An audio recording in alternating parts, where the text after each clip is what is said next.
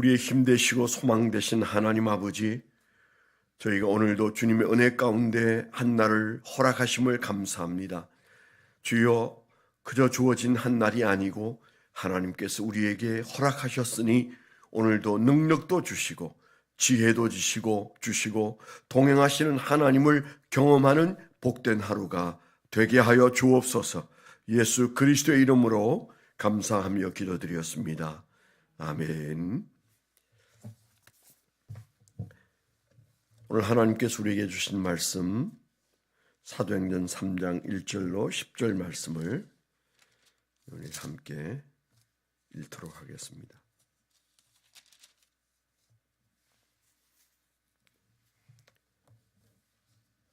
사도행전 3장 1절로 10절 말씀입니다.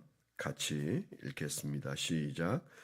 제9시 기도 시간에 베드로와 요한이 성전에 올라갈새 나면서 못 걷게 된 이를 사람들이 메고 오니 이는 성전에 들어가는 사람들에게 구걸하기 위하여 날마다 민문이라는 성전문에 두는 자라.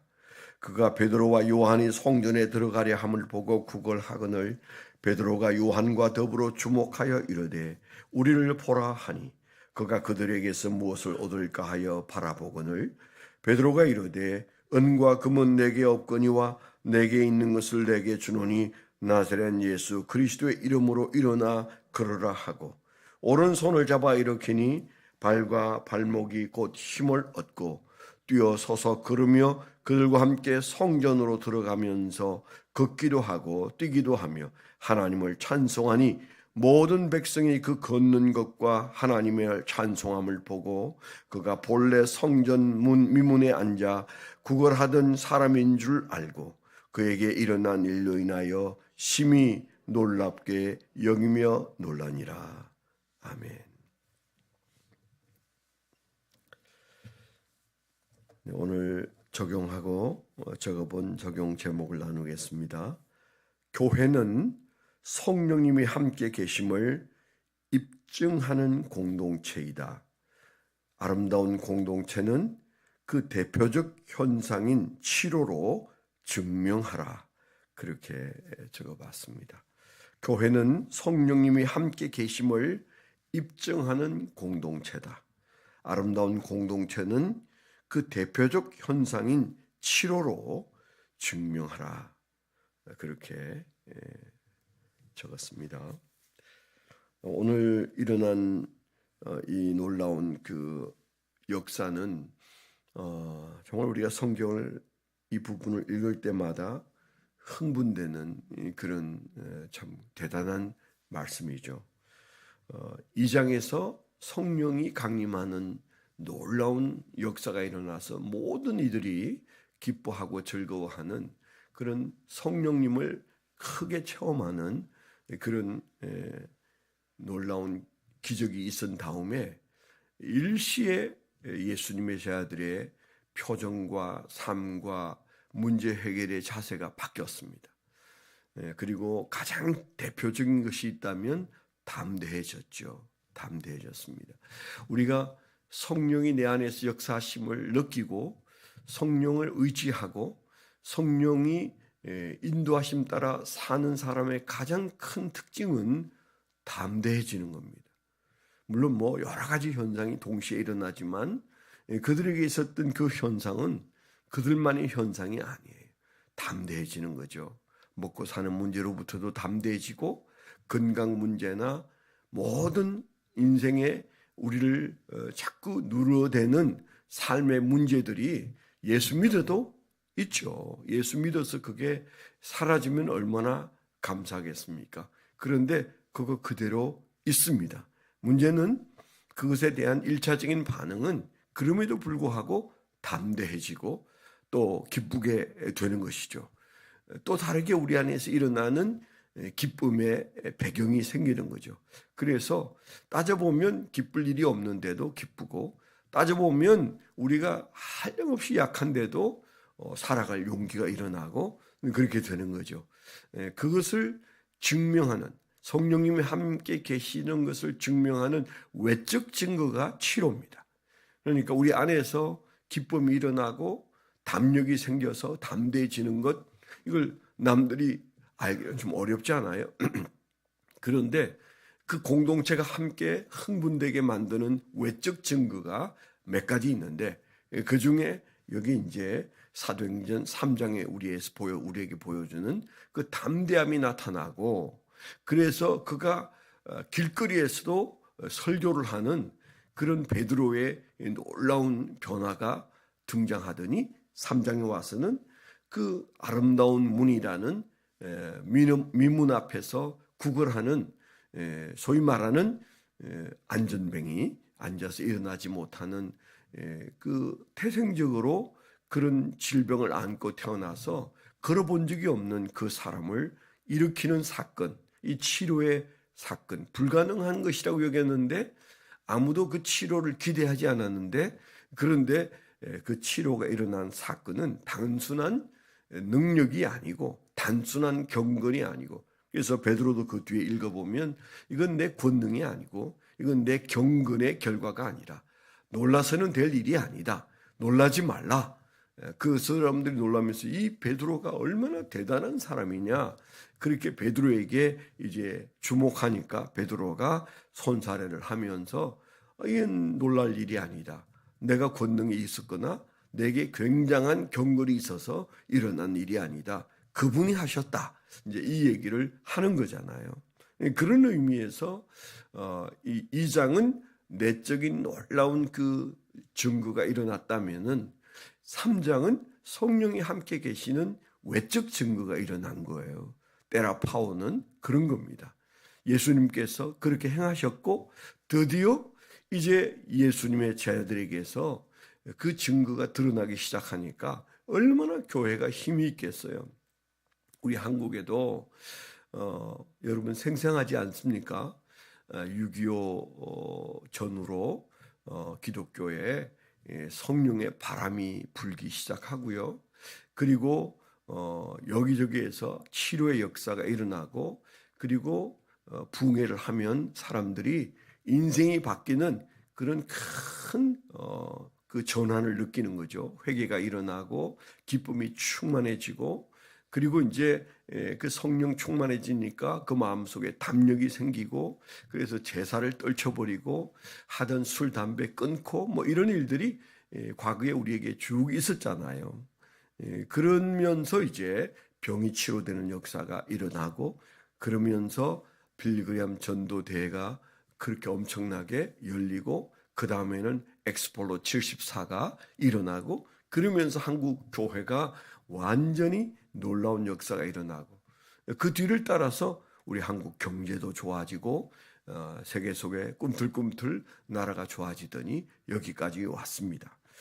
우리가 이런 어떤 흔적을 우리가 그냥 역사를 아무 생각 없이 보면 안 되고, 그리스도인은 그 뒤에 누가 계시고 하나님은 어떻게 역사하셨는가를 우리가 또렷이 봐야 돼요. 세상 사람들은 눈을 닦고 봐도 볼 수 없는 것을 우리는 그저 쳐다보면 보이는 현상으로 느껴야 됩니다. 그래서 여기에 2장에서는 성령이 강림하니까 그들 안에 담력이 생겼다. 담대해졌다. 그 다음에 3장에서는 그들의 성령이 함께 하시는 외적 증거가 치료로 나타났다. 그렇게 말할 수 있는 것이죠. 아까도 제가 그런 그 말씀을 드렸습니다마는, 교회는 우리가 해야 할 아주 중요한 일 중에 하나가 성령이 우리의 머리 되시고 우리 가운데 운행하고 계시고 성령이 역사하고 계시다는 것을 입증하는 공동체예요. 각자도 입증해야 되지만은 교회가 그것을 입증해내야 돼요. 그걸 아주 뚜렷하게 입증하는 방법이 치료입니다. 그래서 여의도 순복음교회가 그냥 저렇게 커지지 않았어요.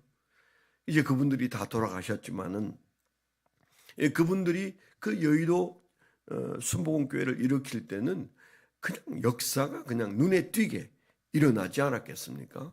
그러면서 전 세계 가장 큰 역사에 전무한 큰 교회로 등장했습니다. 뭐 그걸 감당하지 못해서 이런저런 약간의 문제도 있었지만, 그건 부족한 인간들이 그 큰 성령님의 역사를 우리가 조금씩 잘못 사용하고 인간적인 한계 때문에 일어난 일이지만은 분명한 것은 그 외적 증거가 드러나니까 사람들이 모이기 시작한 건 틀림없거든요. 뭐 우리 주변의 큰 교회, 뭐 명성교회로부터 시작해서 큰 교회들에서 일어나는 현상 중에 뚜렷한 현상 중 하나는 과거에 교인들이 몰려들 때는 나름대로 그 안에 느끼는 게 있고 깨닫는 게 있고 놀라운 일들이 있었기 때문입니다. 어느 교회든 그런 일들이 있는 거죠. 그게 강력하고 외적이면 더 많이 모이고 그게 적으면 적게 모이고 그랬던 때가 있었다. 우리가 이런 사실을 기억하면 지금 오늘날 우리가 작은 교회든 큰 교회든 교회는 우리가 예수 믿는 공동체로 주님을 예배하고 그리고 이 세상을 복음화하는 귀한 교두보로서 우리 안에 입증하는 공동체라는 생각이 있어야 돼. 눈에 보이지 않는 성령님을 누군가가 와서 그 예배를 드리면서 치료되어지는 과정에서 회복되는 과정에서 성령이 역사하시는구나. 우리가 그런 것들을 느낄 수 있는 그런 공동체로 하나님이 세우셨거든요. 그래서 성령이 우리와 함께 계심을 입증하는 공동체다. 오늘 아침에 유독 그런 마음이 많이 들었어요. 그렇다면 뭘로 입증하느냐? 여러 가지가 있지만 그 중에 대표적인 것이 예수님에게서 그리고 예수님 제자들에게서 나타난 대표적인 그 공동체가 성령을 입증할 수 있는 방법이 테라파워예요. 테라파워. 치료가 일어나는 거죠. 물론 그때는 그런 육체적인 질병 있는 사람이 치료를 받는 것이 대표적인 것이었다면 지금은 의술이 워낙 발달해서 웬만한 병은 다 의사가 치료하는 세상입니다. 그러면 교회는 무엇으로 그 치료를 입증할 수 있을까요? 심령의 치료, 마음의 치료, 문제의 치료. 여전히 우리는 치료받아야 될 문제들을 끌어안고 살아갑니다. 그런 분들이 치료받을 수 있고 우리 안에서 그게 치료되어지는 역사가 일어나요. 질병으로부터 시작해서 모든 우리의 삶을 얽어매는 것들이 치료되고 회복되어야 되거든요. 그것으로 입증하는 공동체가 성령님을 우리가 드러내는 공동체다. 그런 말씀이죠. 베드로는 성령의 인도하심 따라 그런 확신이 있었습니다. 그래서 생전에 해보지 않은 말을 하잖아요. 은과 금은 내게 없다. 자기에게 뭐가 없는지 분명히 알고 그 다음에 한 말이 너무 대단한 말이에요. 내게 있는 것으로 내게 준다. 내게 있는 것. 그게 뭐예요? 예수 그리스도의 이름이 내게 있다. 예수가 내 안에 계시고 성령님이 내 안에 계시고 그 이름이 내 안에 있어서 나는 그 이름으로 산다. 그래서 우리가 옷을 보면 그 옷 안에 흔히 말하는 태기 붙어 있는데 그게 메이드 인 코리아, 메이드 인 차이나 있는 것처럼 베드로는 그 마음속에 내게 있는 붙어 있는 이름이 있는데 나는 이제 하나님의 사람이다. 예수의 사람이다. 내게 있는 것, 돈 없다. 그러나 내게 있는 것, 예수의 이름이 있다. 여러분, 베드로에게 예수의 이름이 있다면 우리에게는 예수의 이름이 없을까요? 똑같은 예수의 이름이 우리 안에 있고 우리는 예수의 이름으로 살게 되었고 예수의 이름으로 살고 있습니다. 앞으로 또 그렇게 살 겁니다. 그런데 그 이름으로 손을 내밀어서 일으키면서 일어나 걸으라고 말했을 때 그가 일어나 걷고 뛰고 그리고 성전으로 들어가 그가 함께 예배했다. 이거 참 중요한 얘기잖아요. 일어났어요. 걸었어요. 그 다음에 그가 보이는 현상이 성전에 함께 들어갔어요. 성전 문 바깥에서 앉아서 구걸하더니가 예배하러 들어갔어요. 이런 놀라운 역사의 마무리를 보면서 치료는 정말 저런 것인데 어디에서 치료가 가능했을까요? 예수의 이름으로 사람을 볼 때, 예수의 이름으로 현상을 볼 때, 예수의 이름으로 문제를 볼 때, 그때 성령이 살아계심을 입증할 수 있었고 그리고 그 삶에서 예수님이 나의 주인 되심을 드러내고 그리고 확신하고 그리고 더욱 담대해지고 더욱 기쁘고 그렇게 되는 거 아니겠습니까?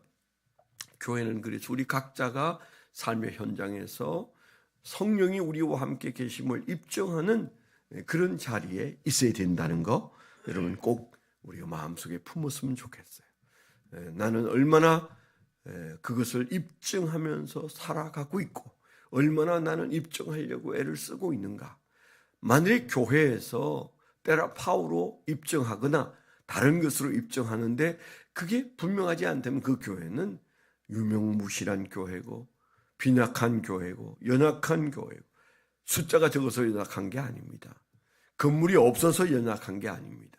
그걸 입증하지 못하면 성령님도 힘드시고 우리도 힘든 신앙생활을 하는 거예요. 저도 이렇게 살아오면서 제가 제 인생의 신앙을 보았을 때 성령의 능력이 역사하지 않고 성령 충만하지 않을 때 얼마나 신앙생활이 힘들지 몰라요. 삶이 힘들어서 예수 믿었 대체로 우리가 너무 사는 게 힘들어서 예수 믿었는데 이게 뭐 내 삶의 짐이 한 짐이어서 예수 믿었는데 성령 충만하지 않으면요 예수 믿는다는 이 짐이 또 한 짐이에요. 살아갈 힘이 없죠. 그래서 이게 교인들도 보면 그냥 은혜 받고 좀 은혜롭게 살고 싶어서 예수를 믿었는데 어느 순간에 교회라는 게 그냥 또 짐이 하나가 되어버려요. 그래가지고 교회란 짐을 또 지고 끙끙거려. 그건 아닙니다. 그건 아닙니다. 여기에 사도행전 2장과 3장이 우리의 모습이어야 돼요. 주님은 그러기 위해서 우리를 부르셨고 성령은 우리 안에서 역사하십니다. 그러므로 우리는 입증해내야 되는 공동체 안에 있어요. 능히 가능하고 오늘 이 순간에도 그렇게 될 수 있고 그렇게 되어야 됩니다. 그래서 주님께서 오늘 우리에게 주시는 말씀이 저는 주님이 나에게 이 본문으로 입증하라는 말씀을 주시면서 명령하셨고 약속하셨고 축복하셨다. 제가 이제 적용을 그 하나님께 드리는 말씀에 그렇게 썼어요. 명령하셨고 약속하셨고 축복하신 말씀이다. 그 세 가지로 제가 마음속에 새겼습니다. 이 말씀은 내게 명령하시는 말씀이고 그리고 약속하신 말씀이고 그래서 축복의 말씀이다. 이건 베드로의 얘기로 끝날 수가 없고 저 예루살렘 교회 얘기로 끝날 수가 없다. 아름다운 미사 채플에 주시는 명령이고 약속이고 축복이고 제게 주시는 명령이고 약속이고 축복이다. 그렇게 믿어집니다. 이 말씀을 붙들고 기도하고 넉넉하게 성령을 입증하는 성도 되시기를 축원합니다. 기도 제목 나누실 텐데요. 연약한 분들을 위해서 기도해 주십시오. 대표적인 세 분을 위해서 네 분을 위해서 기도하는데 우리 박길종 집사님 이제 아마 그 회사 출근도 이제 안 한다고 합니다. 아마 연세도 있으시고 또 기력도 많이 딸린다고 합니다. 박길종 집사님이 암을 이길 수 있도록 김대중 집사님의 어머니 권혜숙 성도님의 아버님 위해서 여러분 기도해 주셔서 암과 간 질병으로부터 치료되어질 수 있도록. 그 다음에 오경민 사모님이 이제 이렇게 주저앉아서 좀 그 엉치뼈를 좀 다치어서 걷는데 좀 어려움이 있고 이래서 새벽에도 못 나오시는데 속히 잘 치료될 수 있도록 한 일주일 지나가고 있습니다. 그래서 잘 금이 간 부분들이 잘 아물려질 수 있도록 기도해 주시길 바라고. 나라가 큰 위기 가운데 있습니다. 하나님 이 나라를 붙잡아 주십시오. 하나님 이 나라를 살려 주십시오. 이 나라를 더 힘있는 나라 되게 해 주십시오. 여러분 기도해 주시길 바라고. 이번 한 주간 동안 청빙 과정이 우리 교회는 굉장히 중요한 시간들입니다. 그래서 청빙위원들을 붙잡아 주시고 성령 충만하고 영안이 열려서 일들을 잘 감당할 수 있도록 기도해 주시기 바랍니다. 하나님 아버지, 오늘 우리에게 위대한 말씀으로 격려하시고 우리에게 이 말씀을 명령과 약속과 축복으로 주셔서 감사합니다. 주님, 성령님이 우리와 함께 계심을 오늘도 입증하는 종들이 되고 미사 채플이 주님의 은혜 가운데 날마다 성령이 우리와 함께 하심을 때라파우의 역사로 입증하는 교회가 되게 하여 주시옵소서. 이제는 우리 주 예수 그리스도의 은혜와 아버지 하나님의 극진하신 사랑과 성령님의 내주 동행하시며 감화감동하심이 하나님을 사랑하는 거룩한 백성들의 생애 위에 지금부터 영원토록 함께하여 주시옵기만을 간절히 축원하옵나이다. 아멘.